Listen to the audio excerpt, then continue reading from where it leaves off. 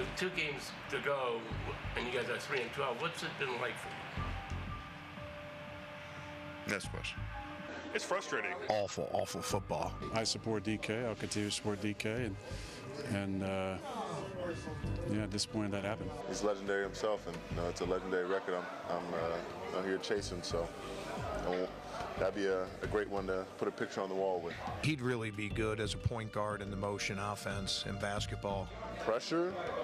Nah, no pressure. Everybody gets help because Myles Garrett. I just finished watching San Francisco tape. Trent Williams got help. That's what we do. No, I live in the present. We sucked in about every facet, not just run game. 3 wins in a season for 2 years now, so, it's not easy. What's with these questions? You're a funny guy, man. Oh, I can't take anybody over me. I don't know. I guess. Ain't got nothing to do with me. To be able to finish out the season on a clean slate would be great. All right, we're good.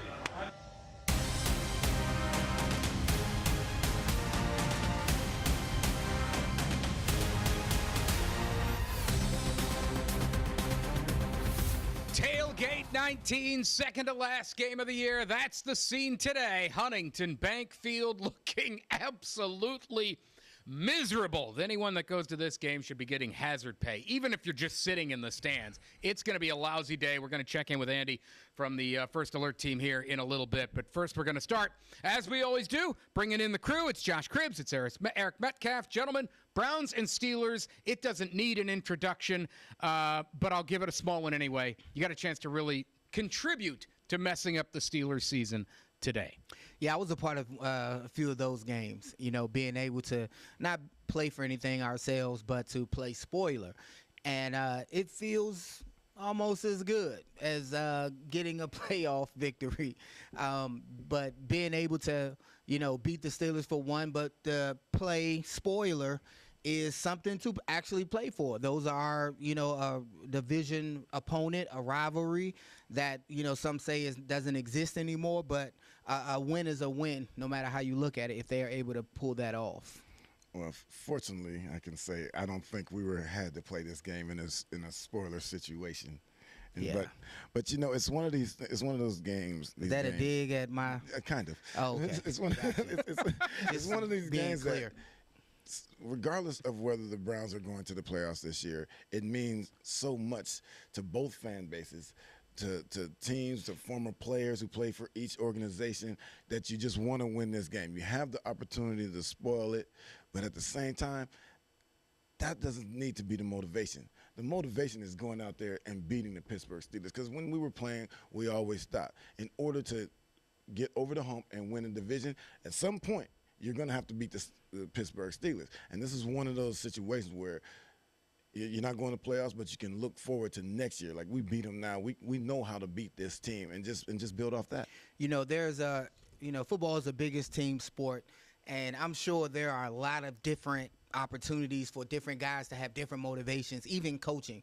There's a lot of, when we look at, and I'm sure we're going to talk about it soon, Steelers players that aren't playing in this game, we can see, people start to rise like, oh, man, we have a shot, but, sometimes I contest that. What do we have to boast, right, in their place, right, to say, oh, because that guy's not playing, we're going to do X, Y, Z. Teams have been, fancied all year long with injury or plague and not had the opportunity to play, and we still haven't shown that we're the team that can come through and beat their odds and then beat our own odds and then come out victorious. So this is one of those Steelers games, though. It's going to be competitive no matter how you look at it. The fans are there. There's a lot of Steelers fans that are in here in Cleveland that I want to win, personally, because my son's barber is a Steelers fan, and I can't stand it. And, looking at the Steelers get out their car, I couldn't stand it. I was like, look at them. And I don't want them to fill up the stands once if they do have victory over us, they pack our stands, and I hate First that. of all, you just hate listening to their fans about the whole Steelers-Browns rivalry and all that. So the only thing at this point, like you could say, is, but I returned 2 punts. That's all I can say right now. That's all I got. Right?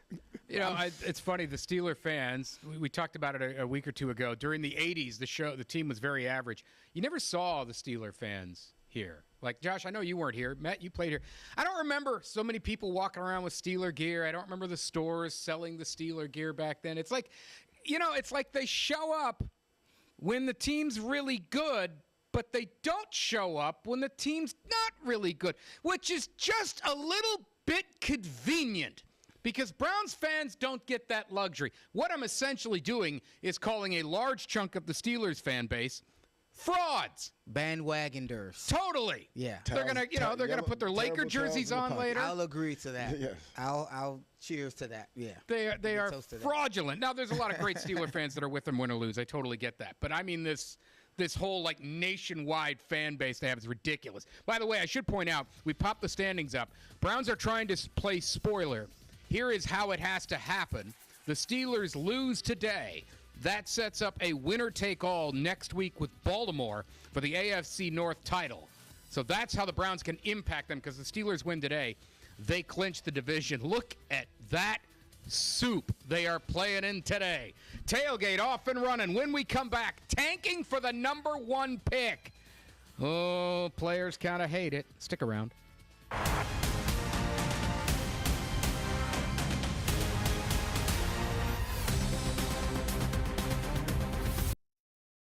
When you hear talk about the number 1 pick being on the line? Yeah, I don't give a shit about the pick.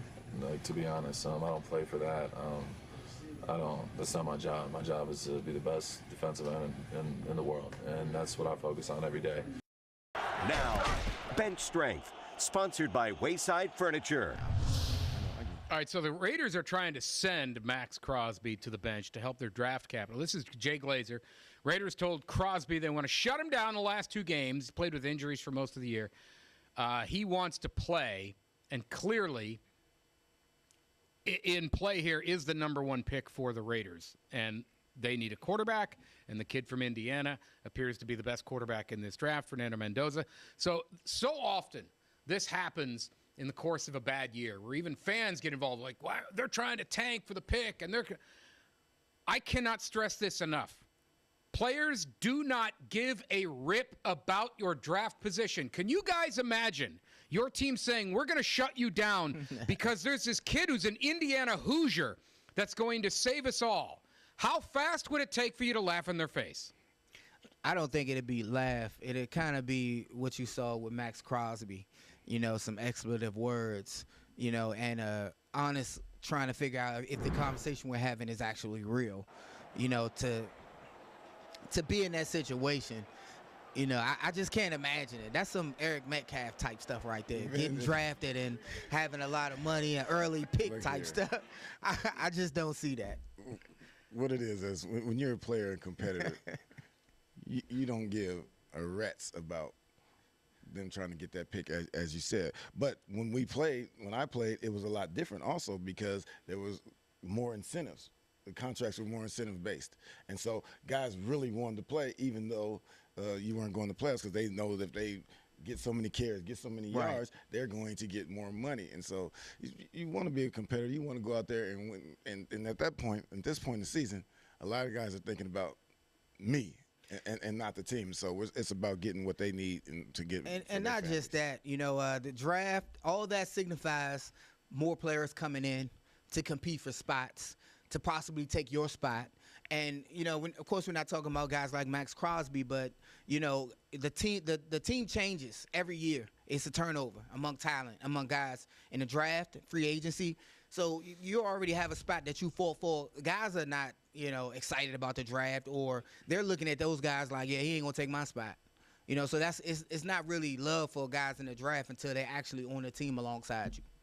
Yeah, I feel like saying we're going to get this number 1 quarterback and it's going to help. That is fantastic for marketing. In the moment, it's great for marketing. It might fix the franchise. It really could, obviously. Teams get the top pick or they draft a quarterback in the first round, and if the guy hits, it changes everything. But in the moments of that season beforehand where they're losing constantly, the veteran players that you guys have been, that sounds ridiculous to say we're going to try to lose for some kid who barely beat Ohio State. This does not compute for NFL players today, and this is why I always tell fans, You can say they should tank. Those players are not actively contributing to losing because they're trying to hit their incentives, they're trying to keep their jobs, and they don't give a rip about the kid out of the Big Ten. And then you also think about the fact that we are in this locker room right now. We know that we can play on this level. Just because they think this guy is the man does not mean when he steps in between these white lines with us, he can get it done. That is exactly right, because and this is pretty frequent. Go back and look over the drafts. The first quarterback taken is not always the best quarterback in the draft. And it might be 50-50, might even be more than 50-50 that he's not. So especially not for us. Especially not for the Browns. What can Rocket Sanders bring to the Browns offense? This from the OBR. I'll tell you what, that dude's fun to watch. He is a thumper when he gets it. He can smack somebody. These camera shots get worse and worse. I see less of the city every time we take this shot. Tailgate continues after this.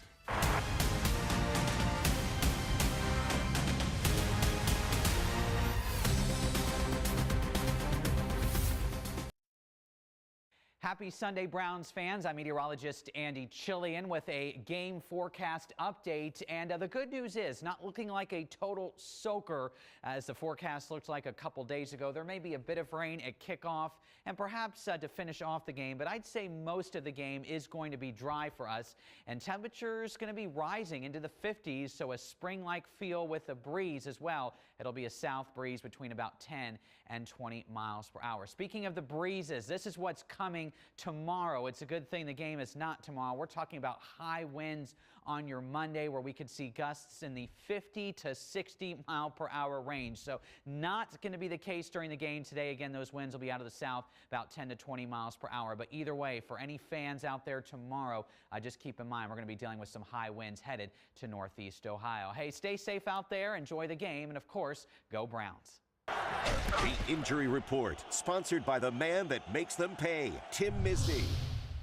All right, here's some of the names for the Browns. There was a report, I think it was from Rappaport last night, that Fannin will play. He was a late addition to the injury report. The big one, no J.J. Watt, T.J. Watt. I always mix those guys up. They're the same guy. They sacked the quarterback a million times. That's a big boost. And Josh, you had talked about the Steelers missing some guys, and that'll help the Browns. Not having Watt is obviously critical. I want to switch gears here to something from Tom Brady that came up this week. Let's play the clip. I was extremely hyper-competitive every day. I didn't feel like, okay, let's get to Sunday, and then now it's the time. Like, every day was the time.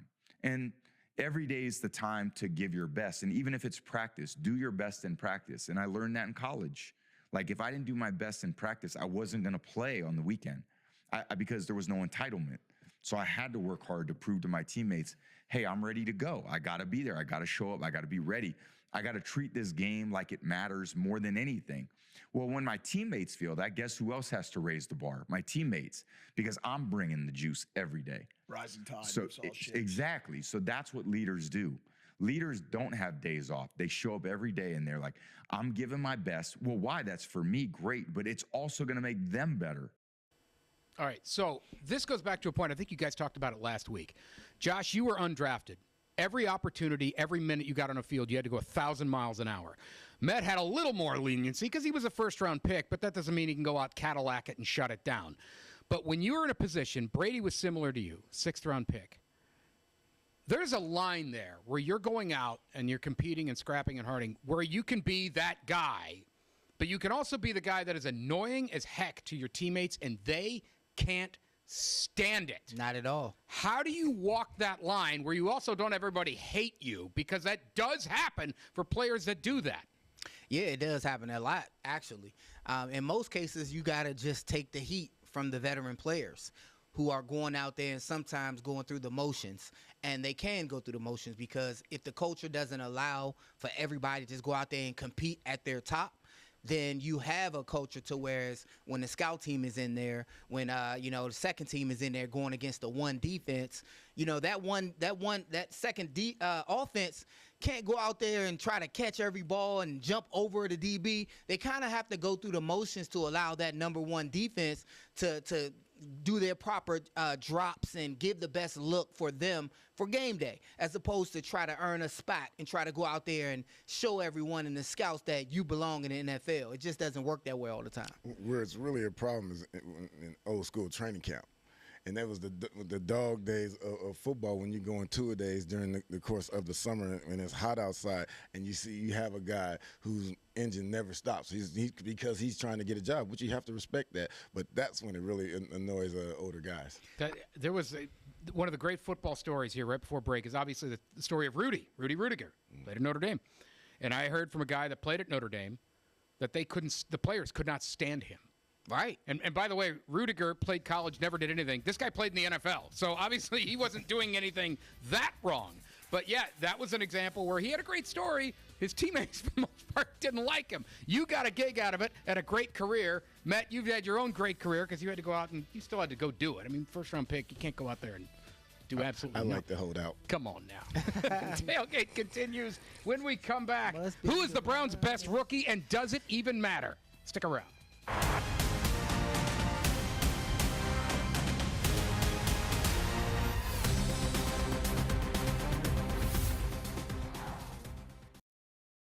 What was y'all's evaluation of Shedeur last in the spring, and sort of how have you seen him develop in the last couple?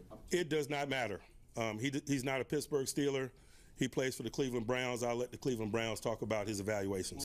Now the Pigskin Poll, sponsored by your Northern Ohio Hyundai dealers. I love it. Oh, Mike Tomlin wants no part of that conversation. Hyundai Pigskin Poll, we do it every week. Take a question, put it on the news, ask the folks to go and vote, and then they go and vote. Who is the Browns' best rookie? Fannin, Judkins, Schlesinger, or Shedeur Sanders? Ooh. I'm going to first. To me, there's two parts to this question. One, the answer, and two, the first pick they made is not even on the list. How does that happen, Mason Graham? Because he hasn't earned being on the list. It's not tough. But when it you is guys, tough. I think it's a tough. When you guys, what's your I think answer? it's a three-way tie. I think between Schlesinger, Judkins, and Harold Fanning, I will have to say after all of them, I'll have to say Schlesinger, who's came in right away, created an impact, and filled the shoes of an elite guy who was on the way to a Pro Bowl himself in JOK.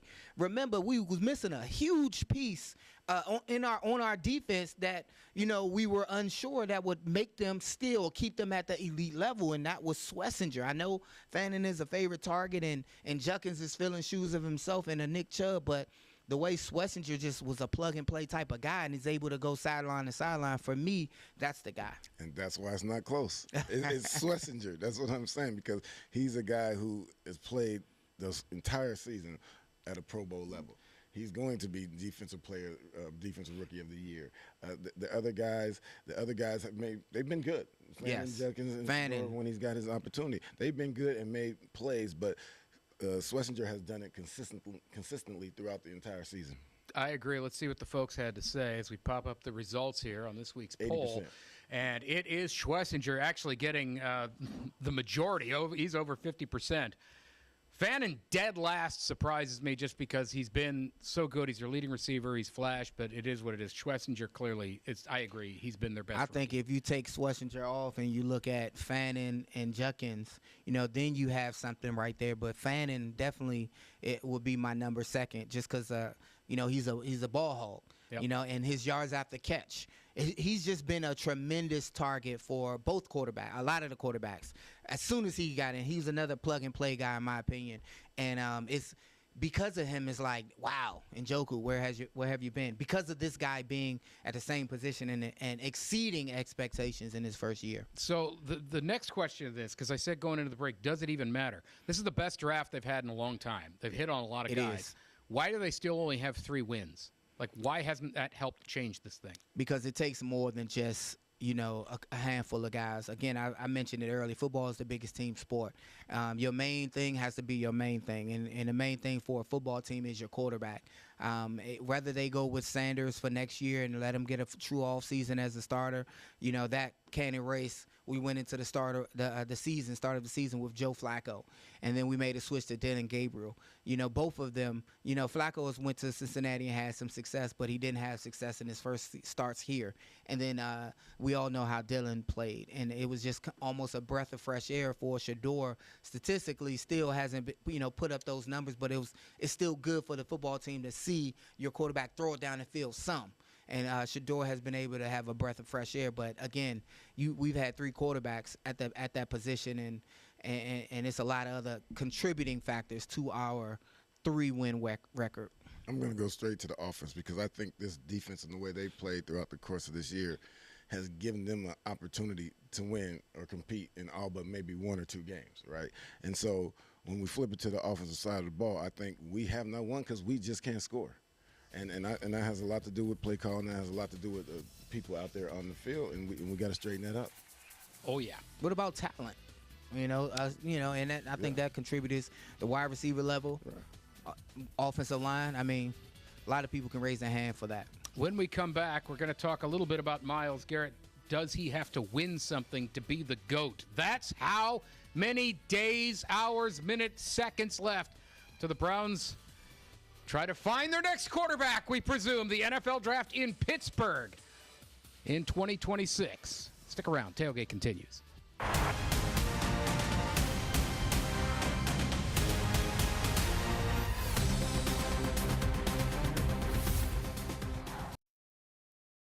You watch with teammates or you watch at home? Nah, I'm trying to make it out of here so I can call Shador real quick and make sure he can get it done. So I'll probably just be, just watching it and get some rest. Around the AFC, sponsored by your local Toyota dealers. Toyota, let's go places. Yeah, Tyler Huntley, who was here for about 20 minutes, twice actually, both times for about 20 minutes. The Ravens are suddenly Browns fans. The former Browns are Browns fans. They need a Steeler loss today so they can try to win the division next week. Let's go around the AFC and look at some of these games. And, we normally talk about what's the good game. And there are, good games. The Bills have an interesting there against the Eagles. But for me, it's the Raiders-Giants. The loser of that game is in the driver's seat for the number 1 pick. Whoever wins that game is basically out of getting the number 1 pick. So if Browns fans need to pay attention to that game, because if the Giants were to secure the number 1 pick, presumably they already have a quarterback in Jackson Dart. Mm-hmm. They would not be taking a quarterback. However, they might trade the pick out. If the Raiders get that pick, they need the quarterback. So and they're not trading out. Is that a game we need to watch and see how many fumbles or how many turnovers, and to see how many who's going to be able to lose the game better without letting everybody know? It's a battle of who wants it less. This is going to be bad football on purpose, unfortunately. Who's going to want to watch that? Like, oh, look at him. He dropped the ball on accident. At least that's think what they he did. They sat. They don't want Crosby to sit out. They don't want the good players out there. Right, yeah, and I get it, especially if you're the Raiders. You just paid Geno Smith a lot of money, and it hasn't worked out, and so now they're trying to get in a position to get a quarterback that they think is going to be their future, because they paid Geno, but they know he's not the future, and so if he's going to be around, they want to win games. I want to talk about Joe Thomas. We're going to hear from Joe, I should say. He was asked about Myles Garrett this week, and this builds on the conversation we've had a little bit lately around here. Is will Myles Garrett go down as, I mean, like when I say one of the greatest defensive ends ever, I'm talking like top 2 or 3. So this was Joe's take on that. I think it's one of those things, if Cleveland can become a contender, because I feel like with him, people don't realize how dominant he is because he plays in Cleveland. Do you see where I'm coming from here? And if like Reggie White wins the Super Bowl with Green Bay, that just adds another layer to his legacy, to cement it, so to speak. He is playing at a level that we've never seen in the NFL, but I do think I agree that to properly recognize the accomplishments and the success, the domination that Myles has had, they're going to have to win more games. They're going to have to win a championship for him to properly be anointed as the greatest defensive player in history. Now, he specifically said the greatest defensive player in history. I get that, or certainly among those on that level. Is he right? Joe's one of the greatest left tackles ever. They never won a thing. It's a different position, though. I think when we're talking about the media and everyone, he's right when they look at him. But from fans and players, they know who is great and who isn't. Because, like, unfortunately, Joe Thomas, no one will ever consider him the greatest tackle in NFL history because he played for the Browns and he didn't win many games, but he is one of the greatest one of all time. And I think Miles is in a similar situation, although he's been to the playoffs a couple of times. But people always tag the Super Bowl with what makes you great. Right. And they act as if that team goal, that team trophy spreads along everybody like they were the best at what they. No, you guys had a really good quarterback and really good running back and everybody else, but that's not how it's usually remembered. Everybody's watching the Super Bowl. I think in this day and age, Myles Garrett is allowed and will be one of the greatest defenders of all time, and it's mostly because of social media. It's mostly because of how fast the word spreads, and he can spread through more than different channels and mediums than just watching on TV. All right, when we come back, who is the best Browns head coach since 1999? This might be like asking who's the best fry chef at McDonald's, but by golly, we are breaking it down. Tailgate continues right after this.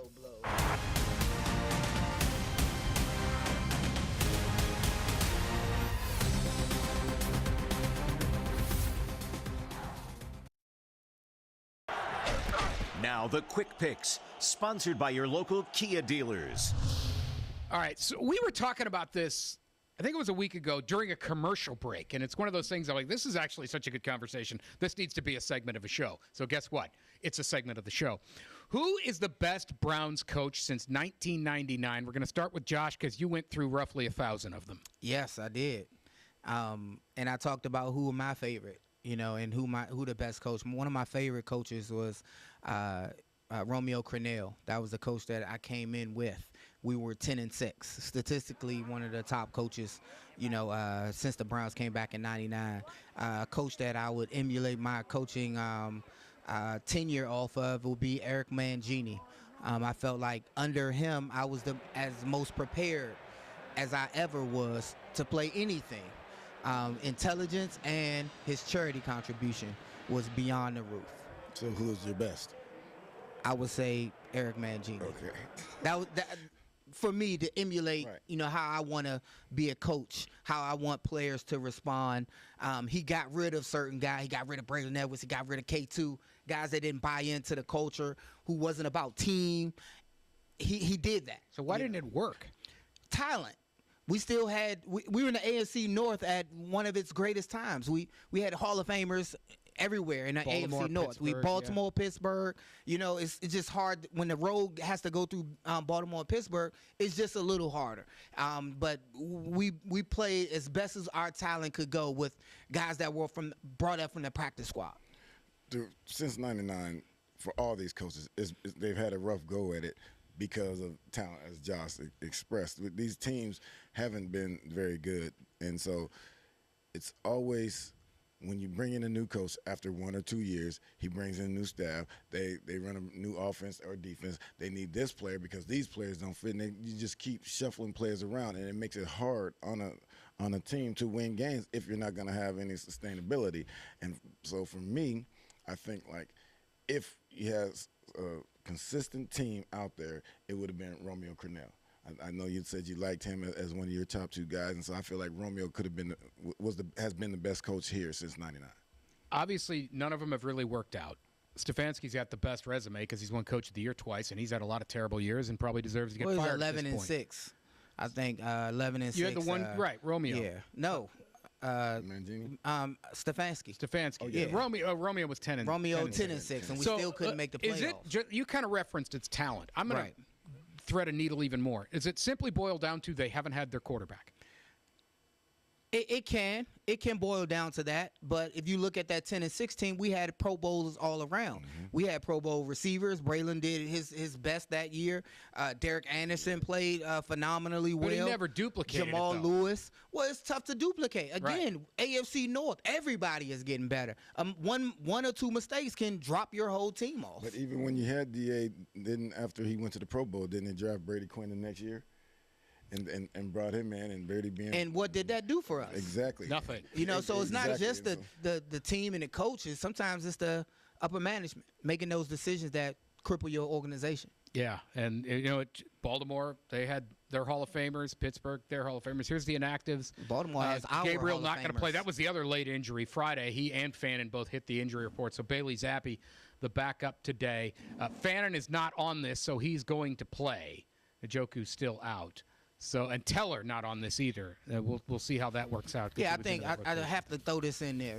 For Baltimore's organization, they have our organization, our Hall of Famers in their upper management.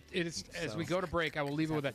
It amazes me how the Browns of the 80s and 90s, which were fine, they went to playoffs, you had some good teams, but they moved to Baltimore and they became one of the most respected, well-run organizations in the NFL. It was geography fixed that? What in the world? When we come back, how much time has Shedeur had to throw the ball? The answer might surprise you. We'll talk about it next.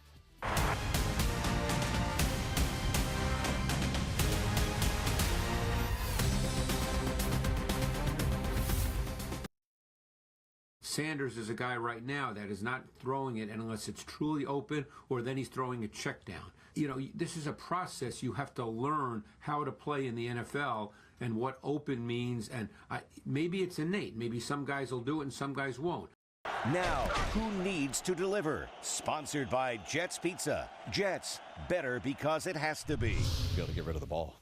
And to be able to get rid of the ball is it's a unique talent that doesn't. Just some people have it and some people don't. Whether it's vision, whether it's arm throwing angles, whether it's mental processing, whether it's just your feel and clear mind in the pocket. But when things are moving fast at an elite level, you don't. Athletically, it's really hard to get away from those guys. It's about getting rid of the ball and letting someone else do it. All right, so we talked about it before the break. The amount of time Shedeur has to throw the ball might surprise you. Those were two guys there, Greg Cosell, Kyle Shanahan, saying you have to get rid of the ball. Sanders leads the league in average time to throw. So this kind of diffuses an argument somebody may have, well, the line's been terrible, whatever. That hasn't been a problem. The counter argument to hear this is that's because the receivers can't get open. He's doing his best to try to extend the play as long as possible. How much of that is a good thing? How much of that is a bad thing, guys? I think it's an irrelevant stat. Okay. It's too many variables. When we talk about the variables, again, you mentioned a few. Wide receivers not getting open.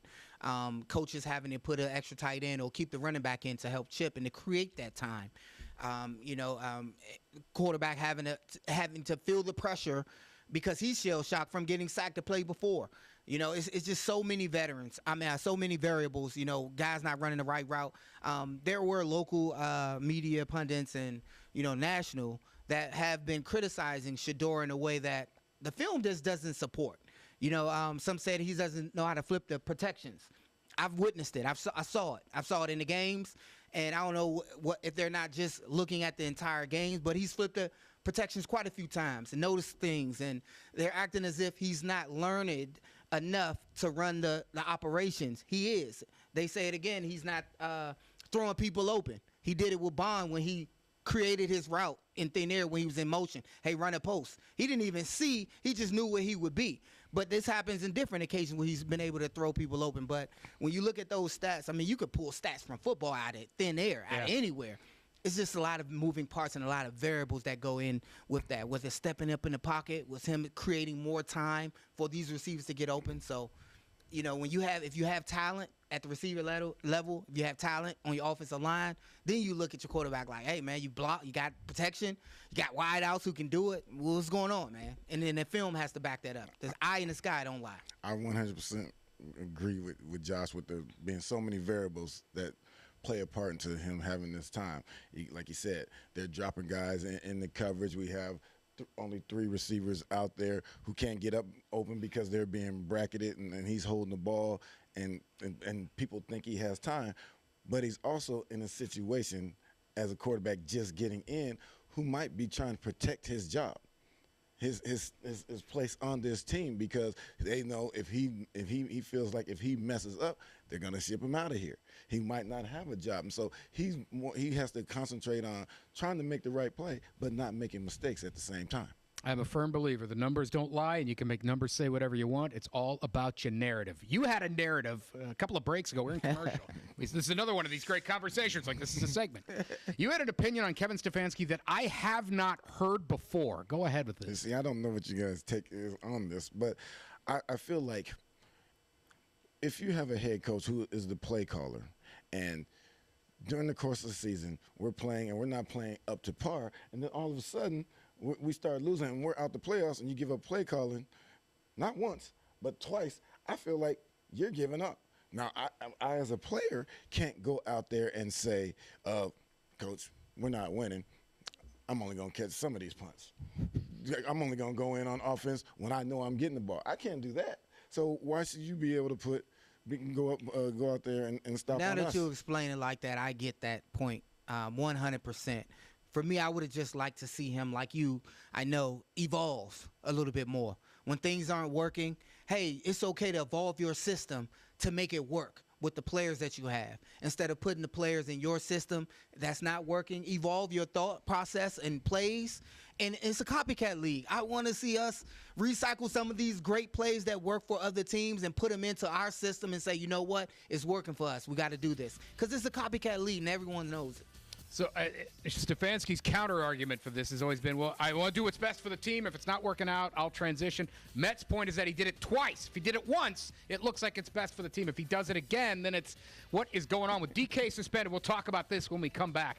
How does that change the Browns' defensive backs play against the Steelers receiver? Metcalf is a beast, and he got into it with a fan. What happens when players fight fans? I'm sure at some point our panel had a word or two with some of the faithful. We'll talk about it next.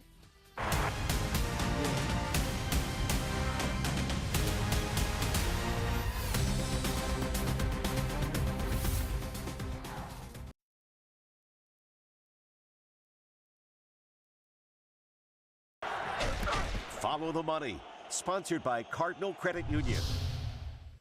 All right, so this was the drama last week. DK Metcalf in Detroit getting into it with a fan. Apparently he has had past history with this fan. This particular guy, I guess, travels around and bothers DK Metcalf. It's very weird. He's been suspended for the last 2 games because of this. People wonder if it could void guaranteed money in his contract. There's certainly the money element there to that. When you guys see that, how does that make you feel? I thought this, now that I look at it, I looked at all the security, and I know they're not trained to stop DK, but where was his teammates at? Like, hey, D, DK, come on, and go grab him, knowing the type of player he is, right? Where were your brother's keepers at that time? But it just was, we talked about it all. It just was uncalled for me to see a player pull. I don't care where he travels at. We've been around you can ask different type of players where the worst place to play, where the terrible fans. But we aware of that, and especially he had some run-ins, so he's aware of it. So he actively went over there to a fan who couldn't reach over. The fan ain't come on on the field to play or in his area. He went to his space, grabbed his costume and did that, which is just uncalled for, in my opinion. Unfortunately, though, when you have these fans at these sporting events, a lot of times because they bought a ticket, they feel they have the right to say whatever they want to players. And at some point, players do get tired of it. Now, I'm not saying he did the right thing. He should have been smarter and stayed away the fan and just said some things back to him, because he's not going to get in trouble for that. But to reach over, I get that that's an issue. We can't have that in the league. But at the same time, a fan should be respectful towards a player as well. It got to be like the NBA. Like, hey, get him out of here. He said such and such, get him out of here. And get him out of there. That's what the teams can do. I mean, there's other people in this section. If he is saying things that are that do cross a line, that fan will sue DK. What's that? He was going to sue DK. Yeah, he's going to sue him. Yeah. And this is why players, we knew it early on. We don't go into bars and pick fights or let somebody bait us to get a fight. We know they're not trying to fight us. We're bigger. We lift weights for a living. We work out for a living. We know the setup. We see the setup coming. So, guys, when you hear somebody with a tough talk, we didn't take the bait, and to me that's taking the bait. These guys are talking. These fans are talking, and unfortunately, players are human, and unfortunately, all the time the athlete has to be the bigger man, or supposed to be. Yeah. And so it becomes a problem when you're not the bigger man at that. Josh, time. you hit on it. They see you guys as lottery tickets. If I can say the right thing that makes this guy do that, I can get a big stack of money. It's a terrible mindset, but sometimes some of these. Myles Garrett is going to hit his record, by the way. Myles Garrett getting a record today. Please get it in 16 games. At home Browns Steelers today on a gross lakefront. For Josh Cribbs and Eric Metcalf, I'm Mark Schwab. See ya.